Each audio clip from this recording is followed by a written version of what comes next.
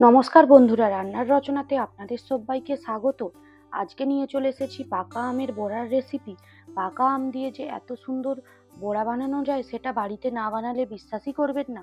চলুন রেসিপিটা শুরু করা যাক। তার জন্য উপকরণ নিয়ে নেবেন গুঁড়ি, চিনি, আমের পাল্প, সুজি, ময়দা, কালো জিরে, লবণ। একটা মিক্সিং বোল নিয়ে নিলাম। 1 কাপ পরিমাণ ময়দা দিয়ে দিলাম, 1 কাপ পরিমাণ সুজি দিয়ে দিলাম, স্বাদ মতো চিনি দিয়ে দিলাম, 1/2 কাপ পরিমাণ চালের গুঁড়ি দিয়ে দিলাম, একটা আমের পাল্প দিয়ে দিলাম, স্বাদ মতো লবণ। একটা চামচ দিয়ে খুব ভালোভাবে উপকরণগুলো মিশিয়ে নিচ্ছি। পরিমাণ মতো জল দিয়ে দিলাম। পরিমাণ মতো জল দিয়ে উপকরণগুলো খুব ভালোভাবে মাখিয়ে নিতে হবে, যেমন নিচে দানা না বেঁধে যায়।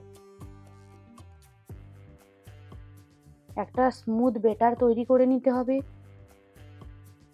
15 মিনিট ঢাকা দিয়ে রেখে দিলাম। 15 মিনিট পর চিনিগুলোও খুব ভালোভাবে গলে যাবে, সুজিগুলোও ফুলে যাবে। কালো জিরে দিয়ে দিলাম। খুব ভালোভাবে কালো জিরে একসঙ্গে মিশিয়ে নিচ্ছি।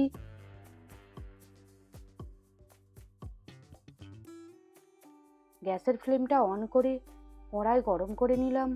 তাতে পরিমাণ মতো সাদা তেল দিয়ে দিলাম। অবশ্যই গ্যাসের ফ্লেমটা লো টু মিডিয়াম রাখতে হবে। একটা একটা করে বড়াগুলো সব দিয়ে দিলাম। বড়াগুলো ভাজার সময় অবশ্যই আলতো হাতে নাড়াচাড়া করতে হবে। কি সুন্দর বড়াগুলো ফুলে উঠেছে দেখেছেন বন্ধুরা?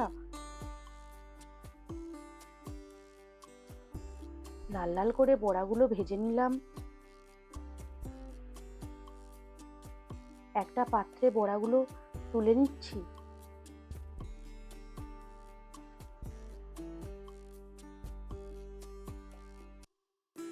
একটা প্লেট নিয়ে নিলাম, তাতে সার্ভ করে দিচ্ছি আমের বড়া। দেখতেও যেরকম সুন্দর হয়েছে, খেতেও সেরকম স্বাদের হয়েছে। রেসিপিটা কিন্তু বাড়িতে অবশ্যই একবার ট্রাই করবেন। আর যদি রেসিপিটি ভালো লেগে থাকে, লাইক, কমেন্ট, শেয়ার, সাবস্ক্রাইব করতে ভুলবেন না। দেখা হবে নতুন কোনো রেসিপির সঙ্গে। ধন্যবাদ।